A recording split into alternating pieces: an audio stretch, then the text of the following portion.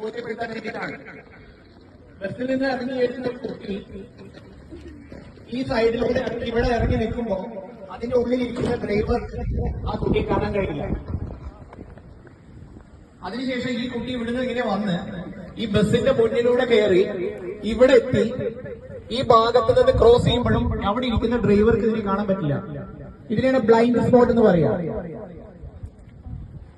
അപ്പോ ഇതുവഴി ഇങ്ങനെ പോകുന്ന കുട്ടീനെ ഒരു കാരണവശാൽ ആര് കാണുന്നില്ല? ഡ്രൈവർ കാണുന്നില്ല. അപ്പോ ഒരു ബസ്സിന്റെ മുന്നിലൂടെ ജീവിതത്തിൽ ഒരിക്കലും ഇതുപോലെ നിങ്ങൾ ക്രോസ് ചെയ്യാൻ ശ്രമിക്കരുത്. മിനിഞ്ഞാന്നുണ്ടായ അപകടത്തിന്റെ വ്യാപ്തി അത്രത്തോളം വലുതാണ്. ഡ്രൈവർ കണ്ടില്ല, കുട്ടീനെ ബസ് ഇടിച്ചിടുകയും അതിന്റെ ഫ്രണ്ട് ടയർ കയറി ആ കുട്ടിയുടെ മുകളിൽ കൂടെ കയറി. അത് മാത്രമല്ല, അത് കഴിഞ്ഞ് ബാക്ക് ടയറും ആ കുട്ടിയുടെ മേലെ കൂടെ കയറിയിട്ടാണ് ബസ്സിലെ ഡ്രൈവർ അറിയുന്നത്. അപ്പൊ ബ്ലൈൻഡ് സ്പോട്ട്